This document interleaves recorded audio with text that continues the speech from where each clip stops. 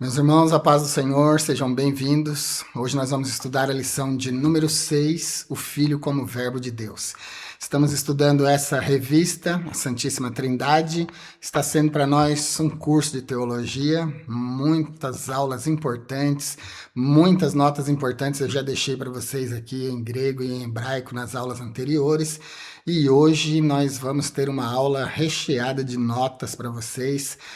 Hoje nós vamos falar do Evangelho de São João, o prólogo, né? Os primeiros 14 versículos do Evangelho de João. Então, muita nota do idioma original desse evangelho, que é o grego. Vai valer muito a pena essa aula, eu garanto para você. E eu queria pedir, antes da gente começar a aula, se você ainda não se inscreveu, está assistindo essa aula, nos ajude se inscrevendo. Sua inscrição, seu compartilhamento, seu like são muito importantes para nos ajudar a fazer o canal crescer. Vamos fazer um teste hoje aqui, meus irmãos. Vamos tentar uma meta de pelo menos... normalmente as pessoas que assistem às nossas aulas toda semana é média de 1.500 pessoas.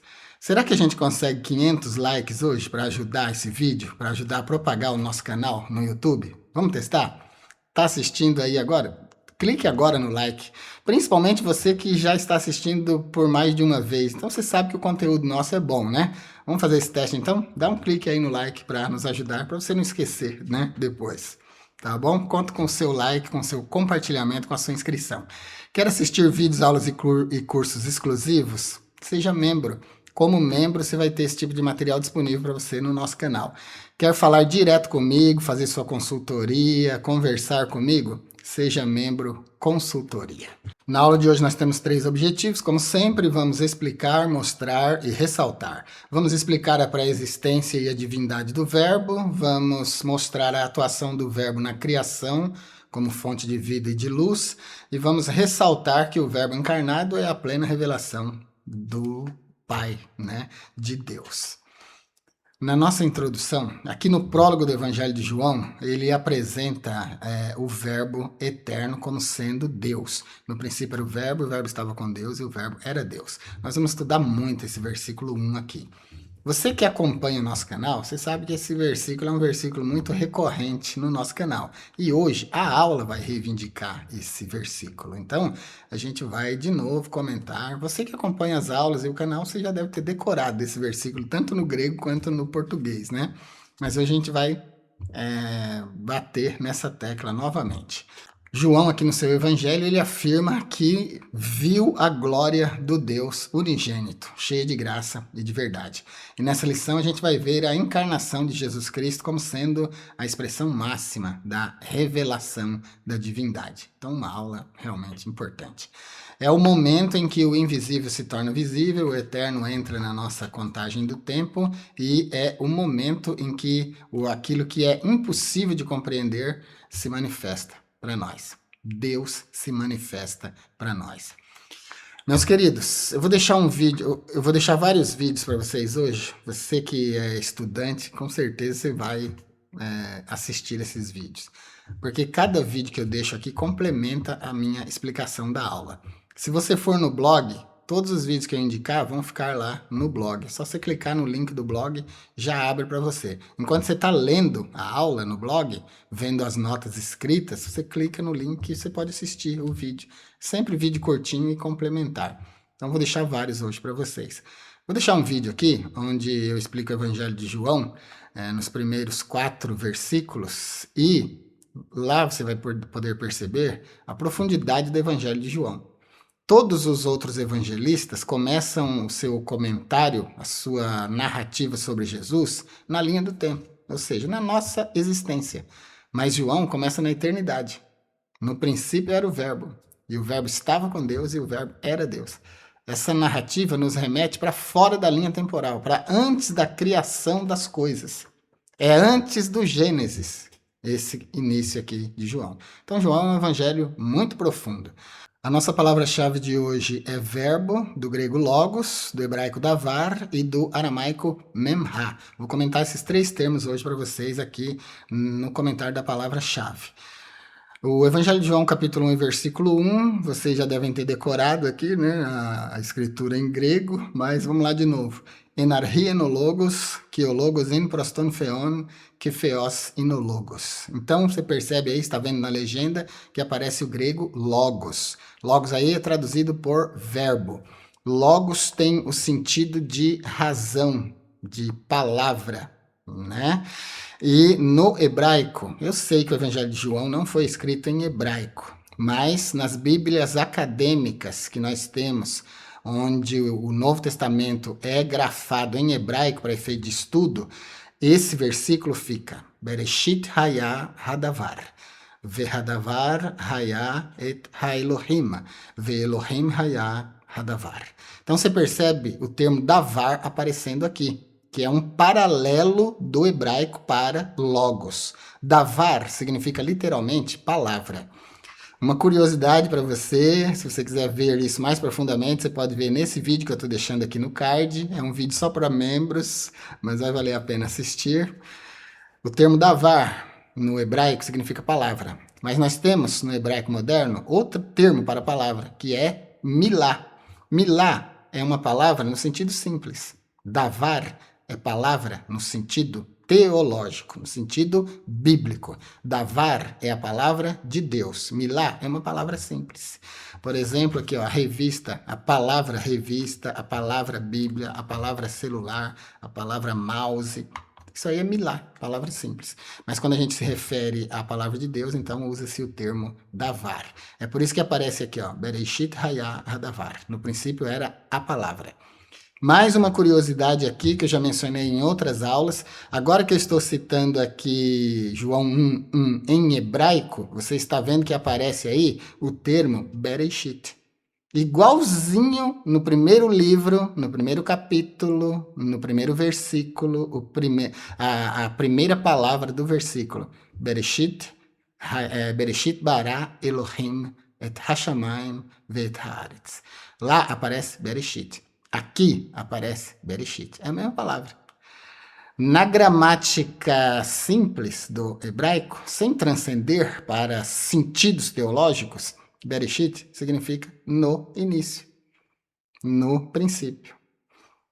O termo aparece nos dois livros. Só que o princípio de João é um princípio mais antigo do que o princípio do Gênesis. É aí que a gente sai da gramática. Na gramática, qualquer professor de hebraico que for ler vai entender a mesma coisa. Tudo é princípio. Agora, no sentido bíblico teológico, aí transcende. Porque a narrativa de João está antes da narrativa de Gênesis na linha do tempo. Estou deixando para vocês, como sempre, lá no nosso blog, todas essas notas. Você que vai no nosso blog, com certeza você leva para sua classe notas de nível superior de teologia para você ministrar uma aula com categoria. Então aproveite o nosso conteúdo. Me ajude quando você for no blog, que clique no botãozinho seguir. Se você tiver no celular, vai rolando a rolagem assim, vai aparecer no meio da tela para você o botãozinho seguir. Clica nele, ele vai pedir uma confirmação, confirma. Não tem nenhum perigo, tá bom? Você já vai estar seguindo o nosso blog e apoiando o nosso trabalho. É uma recompensa pelo que nós deixamos lá para vocês, né? O termo logos tem sua raiz em leg. Leg, no grego, significa falar, significa contar, significa dizer alguma coisa. Legeiafto Issus, e disse-lhes Jesus. Ó, legeiafto o Issus. Legeiafto o Filipos, e disse-lhe Filipe. E assim, a Bíblia aparece vários locais onde a gente percebe o termo grego lego. E tem outro termo também que é laleo. Você já ouviu o termo glossolalia? Esse sufixo, esse final da palavra glossolalia significa falar, falar línguas. Então, laleo aparece ali como falar. Só que lego dá mais ênfase no conteúdo, naquilo que é falado, enquanto que laleo dá mais ênfase na fonética, no som da fala. Tá certo? Então, glossolalia é falar línguas, quer dizer, é uma coisa falada que a gente ouve. E lego, que eu citei até a frase legeiafto Issus, e disse-lhe Jesus, esse aí foca mais no que é falado. As palavras de Jesus são importantes, por isso usa o termo lego, para a gente prestar atenção no que está sendo falado, não no som da fala, enquanto laleo foca mais no som da fala. E no grego moderno, a palavra para falar é milau. Por exemplo, milau elenika. Eu falo grego. Milau, para falar. Então a gente tem lego, laleo e milau. Os três termos significam fala, significa falar. Mas o que dá raiz para o termo logos, que é palavra, que é conversa, que é fala, é o termo lego. Vai ficar a nota para você no nosso blog. João capítulo 1, versículo 1, então a gente viu aí em grego, a gente viu em hebraico e a Vulgata Latina traz no grego vem logos, no hebraico davar e no latim é verbum. In principio erat verbum, et verbum erat apurideum, et Deus erat verbum. Aqui é João capítulo 1, versículo 1, em latim. E você percebe, como você está vendo aí na legenda, verbum para verbo. É o que mais chega mais próximo, né?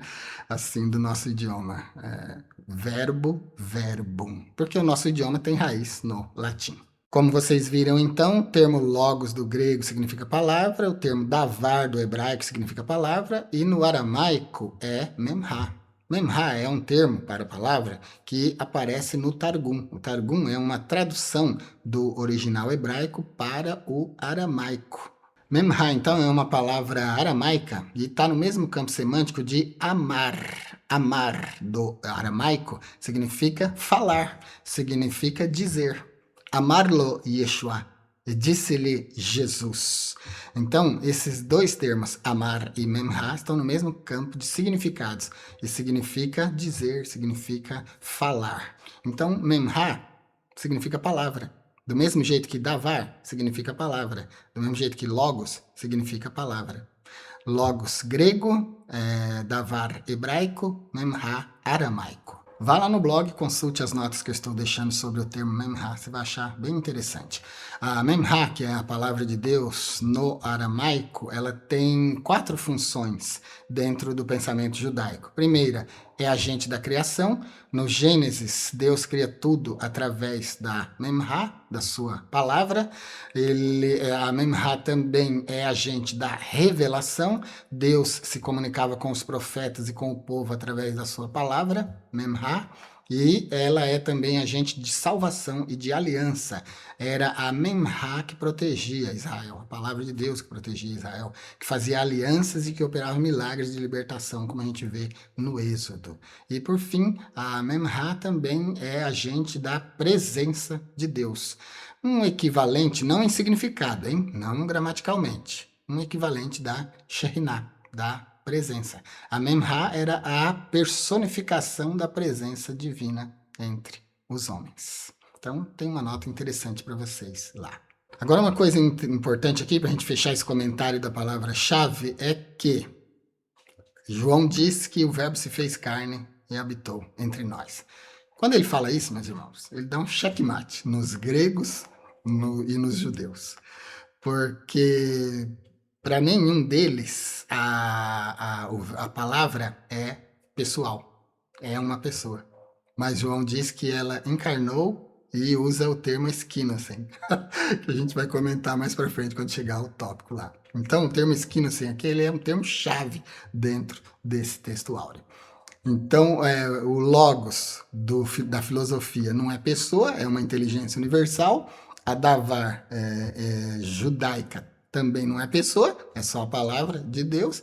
E a memra no aramaico também não é pessoal, é só a palavra de Deus. Então, quando João diz que esse logos encarna, aí é problema, né?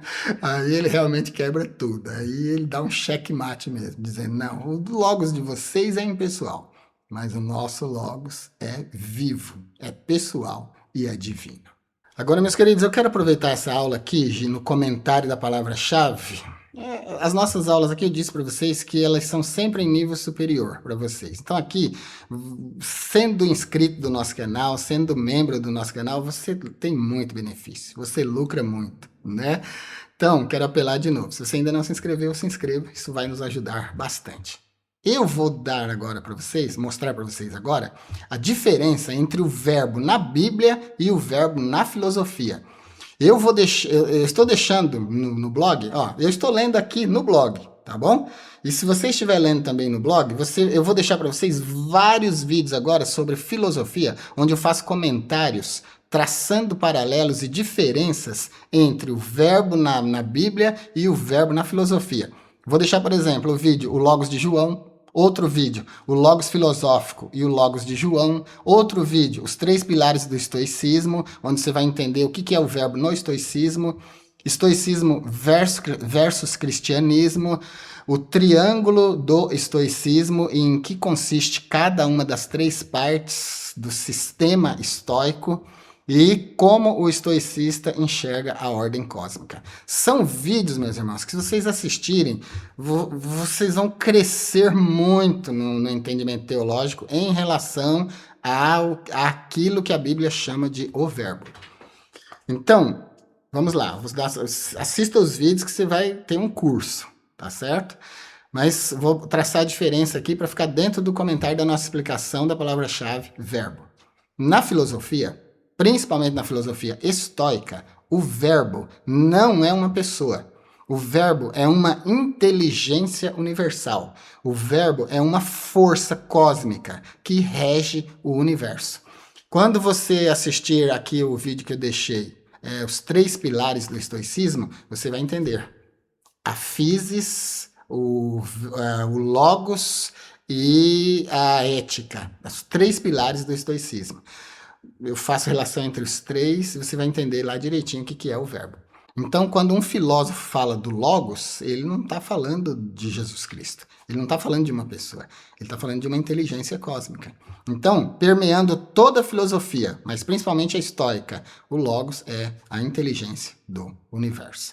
E aí, todas as filosofias holísticas, todas as filosofias que têm relação com o universo, com o cosmos e tal, elas todas vão enxergar o administrador do universo, do cosmos, não como uma pessoa, não como pessoal, mas como uma inteligência, como uma ordem cósmica. Agora, para João, não. Para João, o Logos é vivo. Ele diz, enarchi enologos, que o Logos en proston theon, que theos enologos. No princípio era o verbo, e o verbo estava com Deus. Ó, estava com significa na companhia de. E o verbo era Deus, ou seja, é pessoa, é pessoal. Então, a diferença entre o Logos filosófico e o Logos de João é que o de João é pessoa, é mais do que pessoa, é Deus, e o da filosofia é só uma regência, uma inteligência cósmica, impessoal. Quem primeiro na filosofia usou o termo Logos foi Heráclito de Éfeso. Ele viveu entre 535 e 475. Ele foi o primeiro a dar esse sentido de que o Logos era essa lei cósmica universal, essa inteligência universal que regia tudo. Nós temos outro filósofo que era Filo de Alexandria. Para Filo de Alexandria, o Logos também não era pessoal. Olha que diferença, né? João o revela como uma pessoa e como uma pessoa divina, ou seja, como Deus. O Filho é o Verbo encarnado, o Filho é divino. Para Filo de Alexandria, o Logos era a mente de Deus, ou seja, ele não é pessoal. Ele era os pensamentos de Deus. E nunca foi mostrado na filosofia de Filo de Alexandria como um ser pessoal. Bem diferente da de João, né? Como eu expliquei, para João ele é plenamente pessoal e divino. Vou deixar uma tabela para vocês no blog mostrando o Logos na filosofia grega e o Logos na cristologia de João. Vai ficar aqui notas sobre a natureza, sobre a relação do Logos com o mundo, sobre a encarnação e sobre o propósito. Na filosofia, a natureza é impessoal. Na teologia de João, é completamente pessoal. Na relação com o mundo, o Logos filosófico ele é só uma força que organiza a matéria. É aquele demiurgo lá de Platão, que não é pessoal. Quer entender a diferença entre o demiurgo de Platão e o criador ex nihilo? Esse vídeo que eu estou deixando para você aqui no card. E na tabela que eu estou deixando, você vai ver também a diferença na questão da encarnação. Na filosofia, é uma impossibilidade. O divino puro jamais vai encarnar na matéria.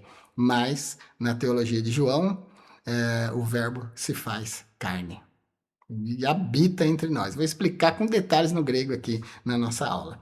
E quanto ao propósito, o Logos filosófico simplesmente oferece uma explicação intelectual do universo.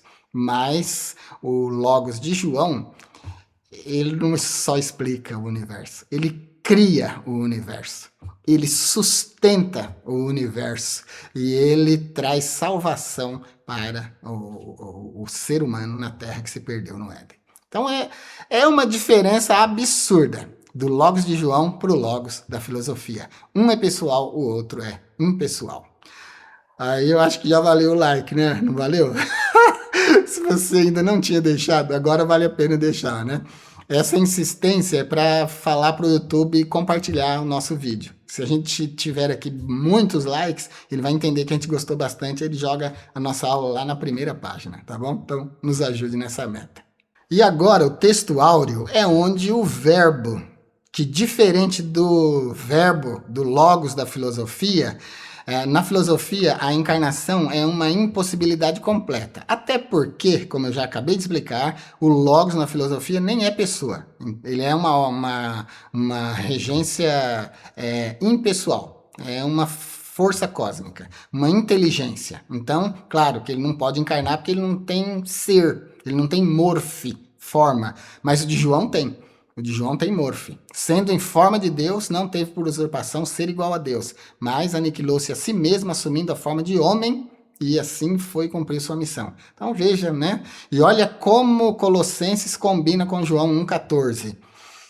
Que o Logos sarques eiêneto, e o verbo se fez carne, que esquinos enenimin, e habitou entre nós, que efeassame fatindoxan aftu, e vimos a sua glória, doxan os monógenos para patrós, glória como a glória do unigênito do Pai, pliris haritos que alifias, cheio de graça e de verdade. Então, a gente tem aqui nesse textuário termos importantes para mencionar. Logos, esquinosen, doxan, monógenos, haritos e alifias. Temos então 2, 4, 6 termos importantes. Logos é tudo que eu já expliquei. O verbo, o pessoal, o Filho de Deus encarnado. O portador da palavra de Deus. Esse é o verbo. Esse é a segunda pessoa da Trindade. Esse é Jesus, o Christos, o Cristo. A segunda palavra importante que a gente tem aqui é skinosen, mas vai ter um tópico na aula que a gente vai comentar skinosen, então não vou adiantar aqui não, tá bom? Para não dar um spoiler lá do comentário dentro do tópico, lá a gente comenta com mais profundidade. E a gente tem doxan, que é glória. Essa glória é o paralelo, doxan é o paralelo do hebraico kavod, é glória. Kavod não é presença, viu? Não é igual ao Shekinah, não é igual ao Panê, que é a presença do rosto, Shekinah, presença no lugar. Não, doxan é glória, a glória de Deus, a honra de Deus, a luz de Deus, o brilho, a magnificência de Deus, isso aí é glória. O Filho aparece encarnado com a glória do Pai, olha aí, ó. Doxan aftu, sua glória, doxan os monógenos para patrós, como a glória do Pai, como a glória do unigênito do Pai. O termo monógenos aqui vale um comentário porque não significa que ele é o primeiro de uma linhagem, de uma família. Ele não é o primogênito de uma família, de onde vem mais filhos. A gente viu isso na encarnação porque Maria e José tiveram... Maria teve primeiro Jesus, é o primogênito, né? Naquele caso, ele é o primogênito daquela família. Sim, no sentido natural, no sentido de carne, no sentido familiar mesmo. Né, de descendência. Mas aqui, monógenos para patrós, unigênito do Pai, esse unigênito, único do gênero, significa que ninguém na existência, ninguém que pisou aqui nessa terra, carregou, trouxe, portou a mesma essência do Pai. Então, esse unigênito, único do tipo, é único do tipo divino. Tá bom? É isso que significa unigênito no sentido etimológico, porque vem de monógenos, do grego. Então, João 14 encerra um mistério difícil de entender, difícil de aceitar, que somente o verdadeiro crente, somente o verdadeiro filho de Deus vai aceitar. Que o Logos, Sarkis e Iêneto, e o verbo se fez carne. Ele, meus irmãos, ele não simplesmente pareceu carne. Ele não simulou que estava em carne. Ele não interpretou um ser humano. Ele não foi um avatar, como Deus do hinduísmo tem, não. Ele foi pessoa mesmo. Ele encarnou de verdade. O termo esquinosen, que nós vamos comentar lá na frente, é que prova essa encarnação de verdade. Eu tô com muita vontade de falar aqui, mas não vou falar não. Vou deixar para falar lá, né? Vamos controlar aqui a nossa vontade de explicar a esquina, assim. Mas vai valer a pena, porque quando chegar lá no tópico eu explico direitinho. Então, o verbo se faz carne de verdade. Não é uma simulação, não é uma fantasia, é real. Ele realmente se fez carne. A leitura bíblica em classe está em João, capítulo 1, versículos de 1 a 5 e o versículo 14, que é importante. Leia aí na sua classe. Tópico de número 1, o verbo como Deus eterno. E o item 1, o verbo pré-existente. Aqui a gente não precisa comentar, porque eu já comentei tudo no início da aula. Só vou fazer uma leitura e só uns flashzinhos, tá bom? O prólogo de João, os 18 primeiros versículos que iniciam seu evangelho, que é chamado de Inologos, na abertura diz, Enarhi Enologos. No princípio era o verbo. É o versículo 1 do capítulo 1, na parte A. As palavras no princípio aí lembram o Gênesis lá, que eu também já comentei lá no início da aula, no comentário da palavra-chave. É só você voltar lá, caso você queira entender melhor. Inclusive, aqui, ó, em relação ao verbo pré-existente, eu li João 1 e 1 no hebraico e Gênesis 1 e 1 também no hebraico. E vocês perceberam? Vou colocar aqui na legenda para vocês verem. Olha aí na tela. Aparece Bereshit nos dois, né? O Bereshit nos dois livros, tanto em Gênesis quanto em João, significa princípio. Só que o princípio de João é mais antigo. É o que está sendo comentado aqui no finalzinho aqui do item 1, o verbo pré-existente. Ele é pré-existente porque ele é Deus. Ele não tem começo nem fim, né? Quando Jesus encarna, não é o início da existência da segunda pessoa da Trindade. Não, a segunda pessoa da Trindade sempre existiu. Ela é Deus com Deus. Estava com Deus. É Deus com Deus. E era Deus. É o que diz João 1 e 1. Então, aqui no tópico 1, o verbo como Deus eterno, a gente já vê aqui no item 1 que ele é pré-existente, já expliquei bem, né? E agora o item 2, o verbo como pessoa distinta. No grego, João diz proston theon, estava com Deus. Enarchienologos, no princípio era o verbo, kiologos en proston theon. E o verbo estava com Deus. Então, esse estar com mostra a existência paralela. Dá uma olhada aqui. O mouse e o celular. O mouse está com o celular na minha mão. Esse com é que indica a ligação. O que fala de duas pessoas existindo simultaneamente. O que já prova para nós de forma etimológica e transcendente. Porque o capítulo 1, versículo 1 de João é completamente transcendente. Essa narrativa não está na nossa linha existencial. Essa narrativa não está na nossa linha do tempo. Esse princípio é anterior ao princípio do Gênesis. Então, o item 2 aqui, o verbo como pessoa distinta. Distinto é que se pode distinguir, diferente. A gente vê duas coisas e percebe a diferença. Você teria que ser insano para dizer que esse mouse é igual a esse celular. Não é distinto, é diferente, né? Eu teria que ser louco para olhar e falar, não, é a mesma coisa. Não é, né? De jeito nenhum. É absurdo entender que seja a mesma coisa. Na Trindade, nós temos 3 pessoas que comungam, que participam, que detêm a mesma divindade. A divindade é o poder. Deus não é a pessoa. Deus é o poder da pessoa. Tá bom? Deus é a classificação existencial da pessoa. Aí ontem estava fazendo um exercício aqui, explicando isso aqui para o meu filho aqui na mesa de jantar. Aí perguntei para ele se ele tinha entendido direitinho a Trindade, aí dei um curso rápido ali de 10 minutos para ele saiu entendendo tudo, né? Aí eu mostrei para ele a distinção das pessoas. Eu falei, para comparar, eu falei para ele assim, você pertence a qual classificação existencial? Aí ele parou assim, como assim? Eu falei, você pertence a qual classificação existencial? Aí ele pensou melhor, falou, eu sou humano. Eu falei, muito bem. Eu falei, e a sua mãe? É humana. E eu? Você é humano também. O senhor é humano também. Eu falei, tá vendo? São 3 pessoas que participam da mesma natureza. Assim é o divino. A primeira, a segunda e a terceira pessoas da Trindade participam da mesma classificação existencial, que é Deus, que é o divino. Por assim dizer, eu poderia dizer que Deus é a raça dessas 3 pessoas. Como humana é a raça nossa. Nós somos da raça humana. A primeira, a segunda e a terceira pessoas são da raça divina.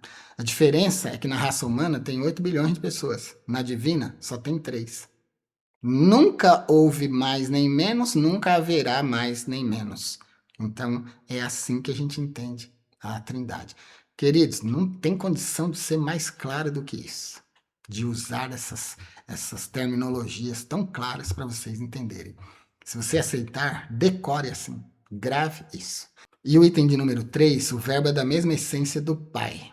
Então João disse que ele era Deus e que ele estava com Deus. O estava com Deus a gente já viu no item 2 e agora ele era Deus. Ou seja, da mesma essência. Do jeitinho que eu acabei de explicar. Nos paralelos de natureza, natureza humana, natureza divina. Então, o verbo, que é a segunda pessoa da Trindade, ele carrega a mesma essência.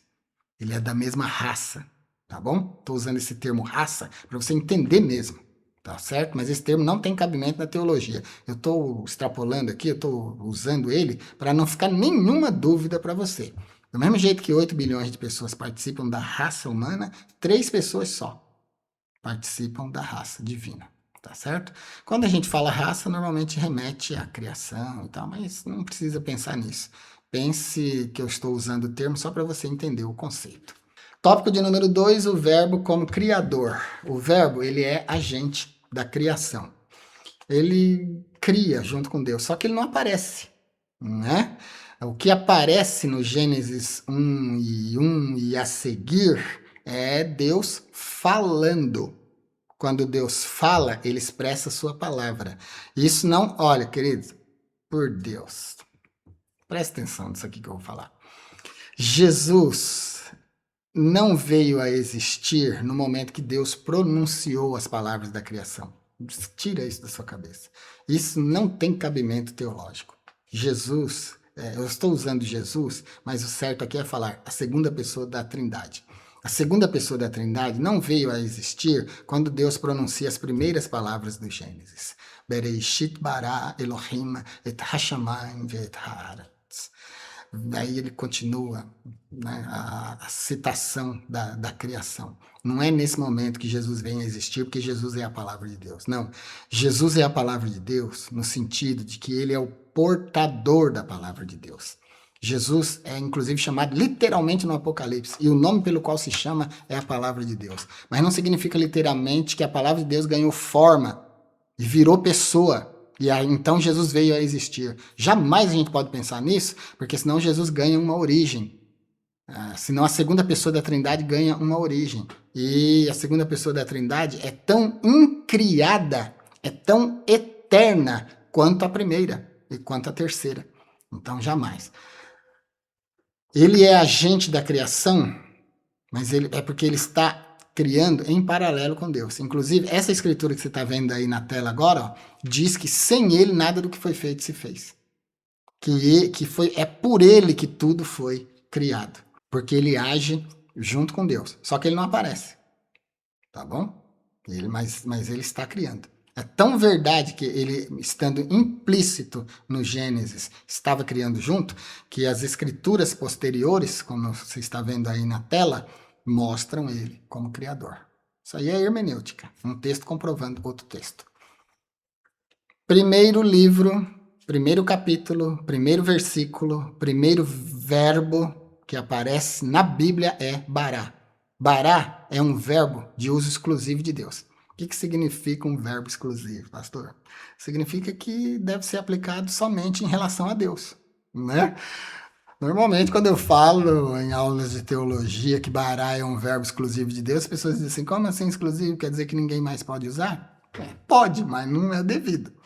Porque bará indica uma criação ex nihilo. Ex nihilo é uma expressão do latim que significa do nada. Criar do nada. Tudo na nossa existência, o nosso ser, o nosso corpo é atômico. Ele é composto por moléculas, por átomos. Então, como assim Deus criar uma coisa onde não existia átomo? É que Deus não é arquiteto, meus irmãos.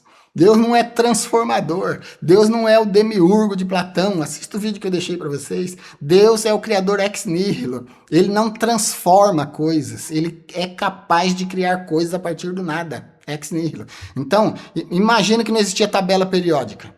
A tabela periódica é onde consta todos os itens atômicos da nossa existência. Não existia tabela periódica. Aí Deus, a Bíblia narra a ação de Deus. No princípio criou Deus os céus e a terra. E a terra era sem forma e vazia. E vai, Deus cria céu, cria terra, cria luminar, cria animais, cria peixes, cria aves. Tudo do nada. Vou deixar outro vídeo. 4 palavras da criação no hebraico. 4 palavras que Deus usou para criar tudo. Então Deus vai dando a ordem e as coisas vão surgindo do nada. Então na hora que Deus dá a ordem, para que as coisas surjam, aí os átomos são criados. É nesse momento que a ordem atômica das coisas, tudo aquilo que é palpável, que você conhece, começa a existir. Seja vidro, seja couro, seja papel, seja plástico, tudo começa a existir. Né? Mas nada existia antes. Bará tem esse poder. O verbo bará do hebraico expressa esse poder de Deus, de criar onde nada existia, de criar a partir do nada.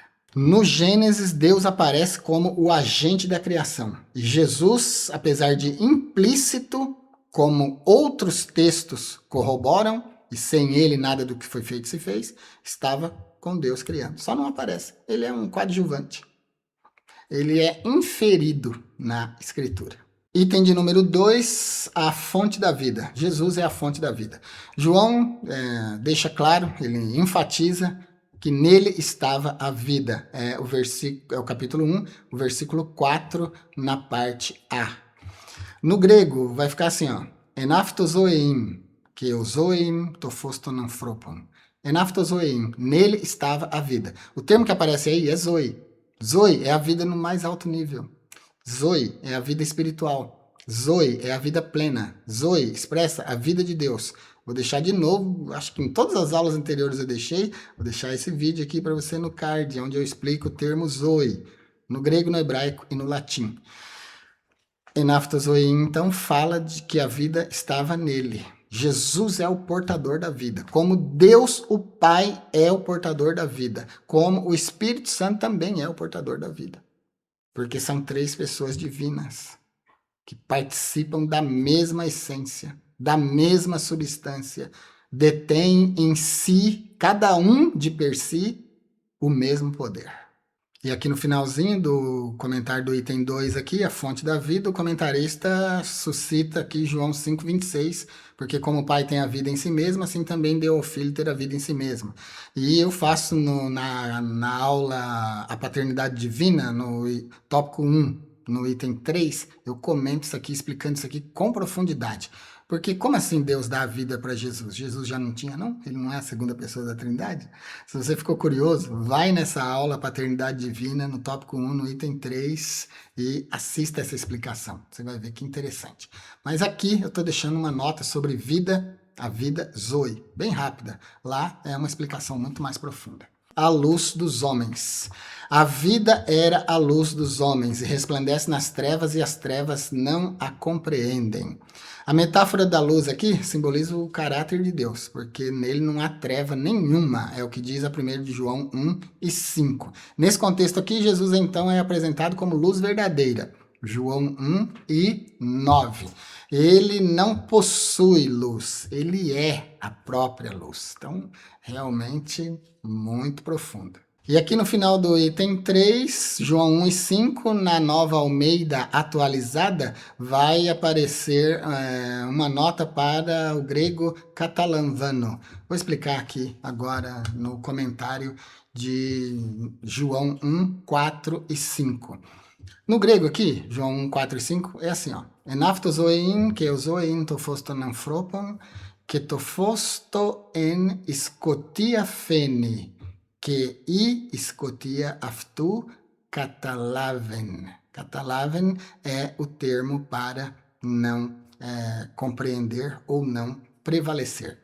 Catalaven, que está no mesmo campo de significados de catalãvano, significa compreender, mas significa também vencer e extinguir.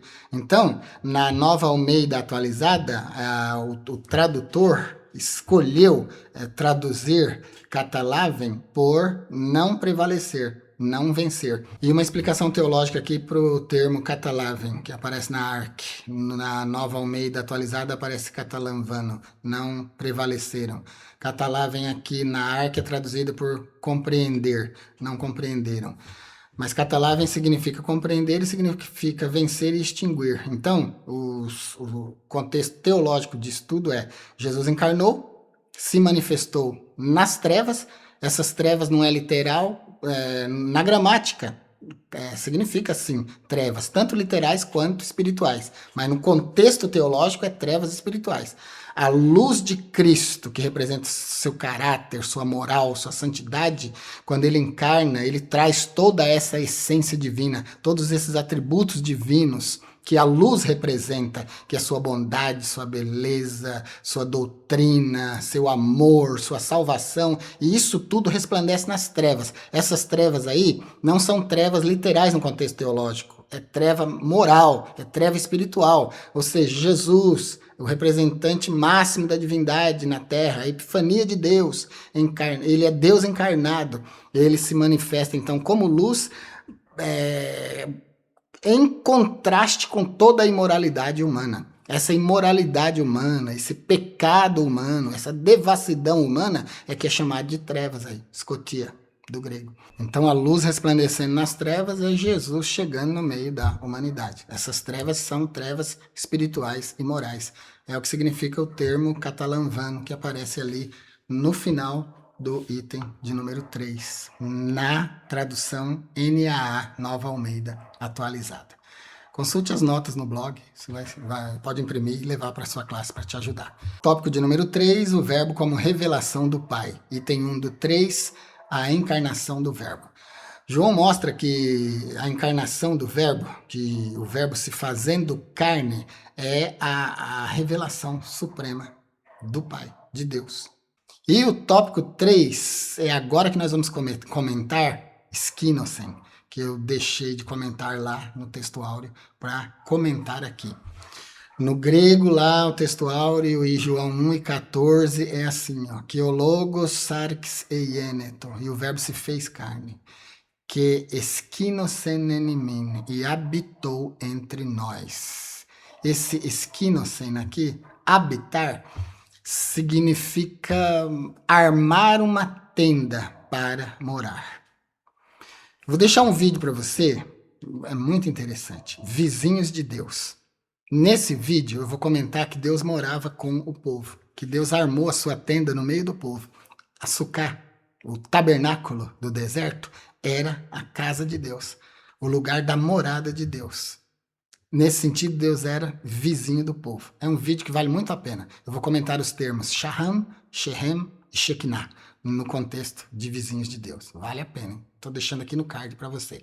E aqui, Skinosen fala dessa proximidade, dessa vizinhança.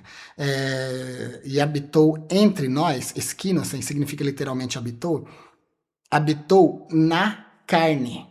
Olha o que diz o texto. E o verbo se fez carne. Esse se fazer carne é construir a tenda, no sentido teológico. A carne é a tenda do verbo eterno. O corpo preparado para Jesus é a tenda de que João 1,14 fala. É o esquinosen, a habitação. Olha que profundidade isso, né? E habitou entre nós. Então, habitar é construir uma casa para morar. Esquinosen fala de construir uma casa para morar, de construir uma tenda para morar, de Deus preparar um corpo para Jesus habitar na terra. Então, a presença, a pané de Elohim, a presença do rosto de Deus, que era restrita ao céu, agora pode ser vista morando entre nós. A glória de Deus tem um novo endereço agora. É no corpo de Jesus. É na pessoa de Jesus. É na face de Jesus. Em Nazaré, na Galileia. Olha que coisa tremenda. Esquinosen, então, vem do termo esquine, que significa literalmente tenda, significa tabernáculo. Esquinosen é tabernacular, literalmente. Morar em casa, morar numa casa. Que casa é essa? O corpo no qual o Verbo Eterno habitou por 33 anos aqui. Esse é o sentido de esquinosen. Esquinosen, então, vai numa profundidade que afoga a gente. Porque esquina-se, então, além de revelar que o verbo morou entre nós na carne, ele fala também das duas naturezas, a união hipostática, que fala das duas naturezas, a humana e a divina, no mesmo ser. E o item de número 2 do tópico 3, a plenitude da graça e da verdade. Na encarnação, Jesus mostra-se pleno de graça e de verdade. Jesus, irmãos, ele não negociava a verdade com ninguém. Ele falava rasgado. Eu aqui, às vezes, tenho dó de vocês. Eu penso também na minha pessoa. Eu penso que se eu ficar falando tudo aqui na profundidade que a Bíblia manda a gente falar, pode ser que, né, o canal quebre, que as pessoas parem até de assistir, porque o evangelho nu e cru, ele é pesado, ele é difícil. Né? Jesus não é o centro do evangelho, meus irmãos. E olha como era difícil escutar as palavras dele.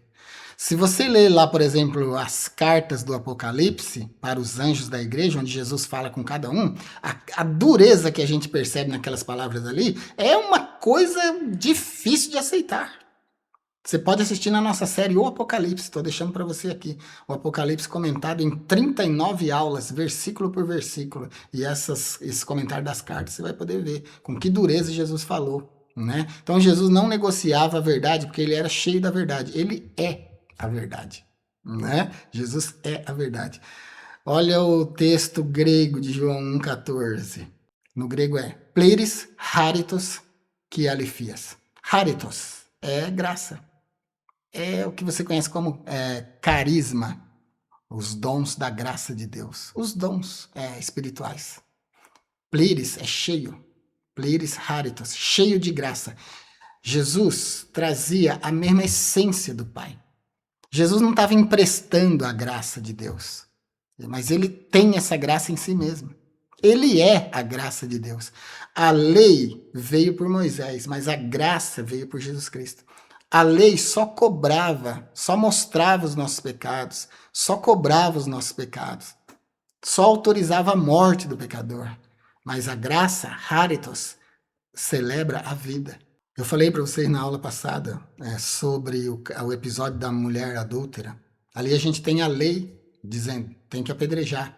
E a gente tem a graça de Cristo dizendo, pode apedrejar, desde que vocês não tenham pecado como ela.